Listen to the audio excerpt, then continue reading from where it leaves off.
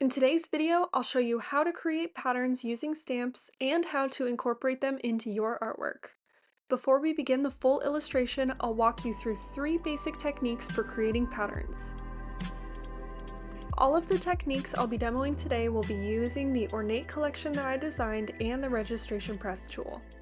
The first technique I want to show you is using the lines of the grid of the stamp lid.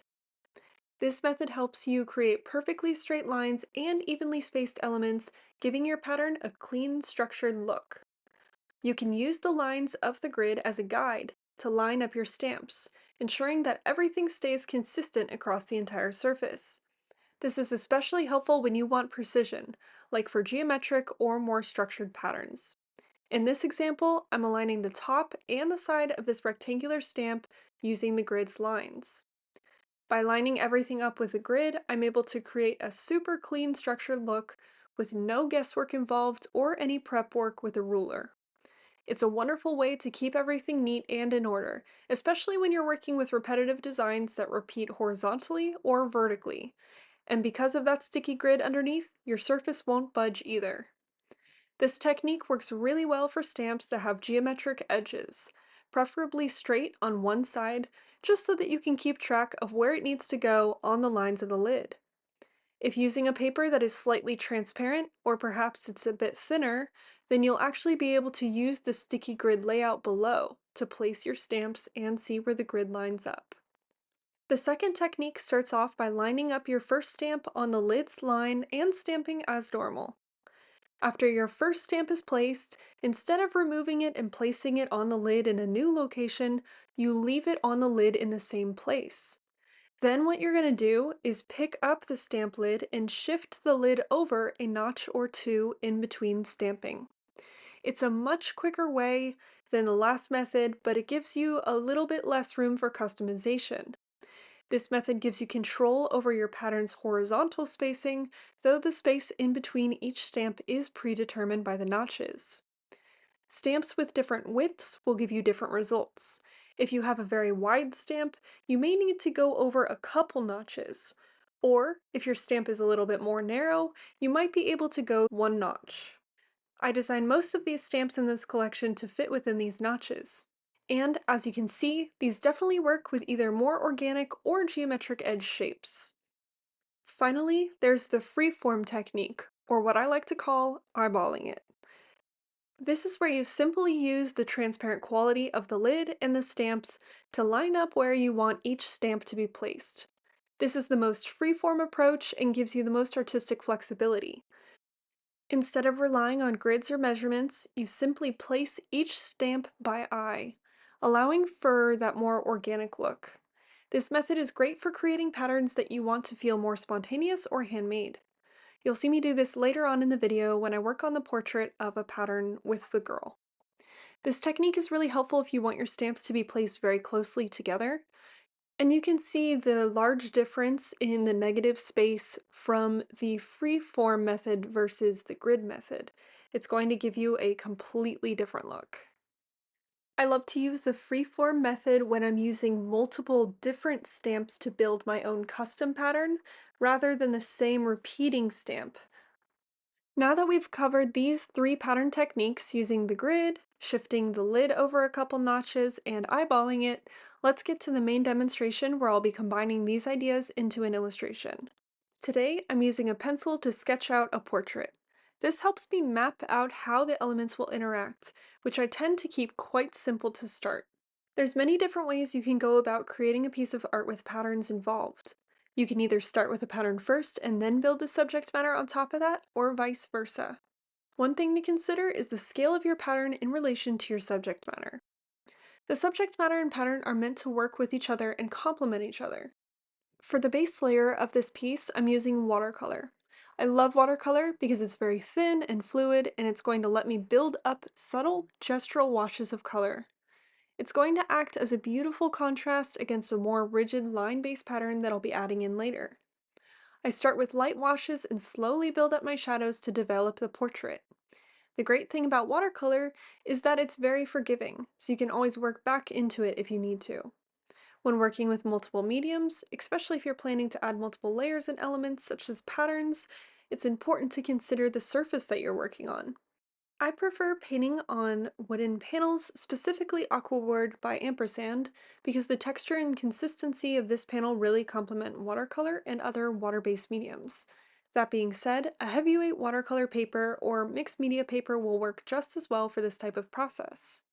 One of the reasons watercolor works so well in mixed media is because its compatibility with other materials. For example, I love mixing acrylic ink with my watercolors. I always use titanium white and oxide black to tint or shade while adding opacity and boosting the contrast in my pieces. If you look over to the palette here, you'll see that I've actually mixed some acrylic ink into the watercolor. This not only makes the colors more opaque, but it helps them sit on top of the watercolor as a separate layer. It also makes the mixture waterproof, unlike the water-soluble watercolor on its own. Next, I'm going to add in watercolor pencils.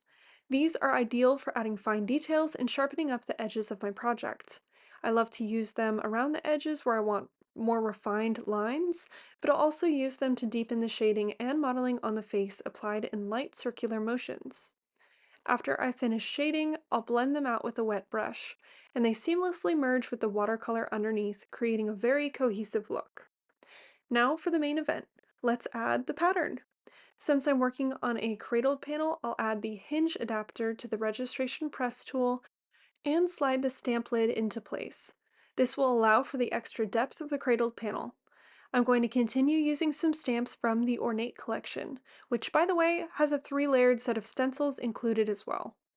As far as the stamps go, I'm just going to be using these two down here at the bottom. For this, I'm using watercolor markers instead of traditional ink or acrylic paint to transfer. The watercolor markers will give a more transparent effect that's water soluble. I'm using Ecoline watercolor markers here and applying the dye formula directly to the stamp. I'm not aiming for a perfectly even transfer. I want it to be slightly distressed and imperfect as I think the look adds more character to the basic composition. One of my favorite aspects of the registration press tool is that if you find your transfers are too weak, you can always restamp in the exact same spot.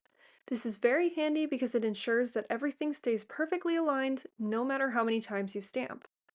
When creating precise patterns, this is an unbelievably huge help to not have anything misaligned if you do need to restamp.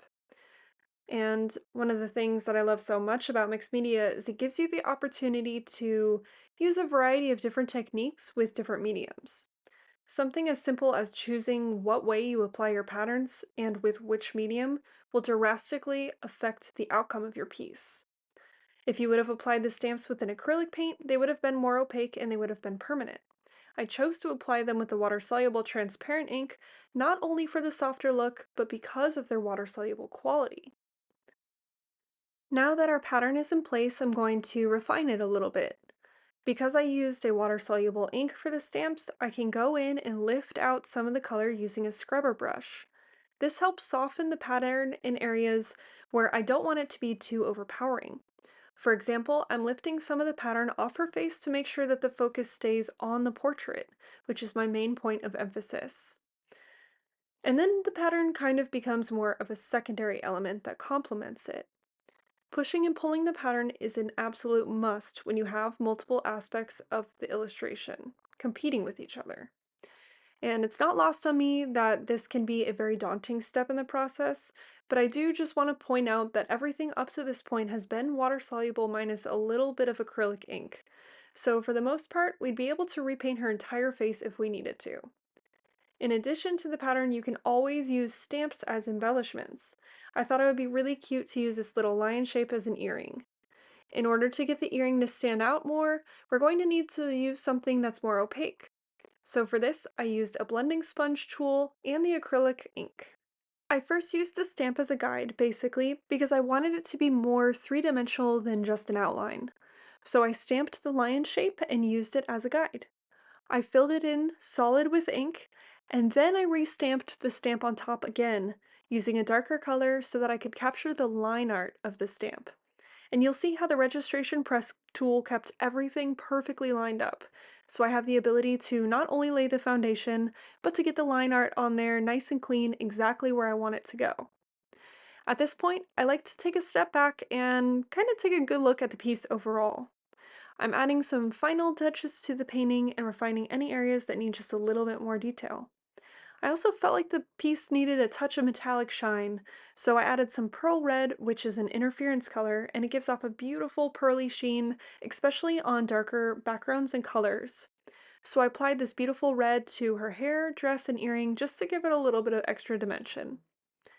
One of my favorite finishing touches is stamping the edges of the panels. I'm using black acrylic ink here to make sure that that pearl red stamp stands out beautifully against that dark background. And for this part, you can't use the registration press tool because the panel is just way too tall, so you're just gonna have to eyeball it and get that paint ratio right on the first try. So position the stamp as needed, and this is just a really easy way to add decorative detail to the edges. I think that the bold, dark edges really frame the artwork well and give it such a polished, clean look. Thanks for joining me to explore pattern techniques today. It's always interesting to see how different elements come together in art, and I hope that you found something valuable in this video. If you have any tips on adding patterns to your artwork, please share them with us below in the comments. Thanks so much for watching and have a wonderful week.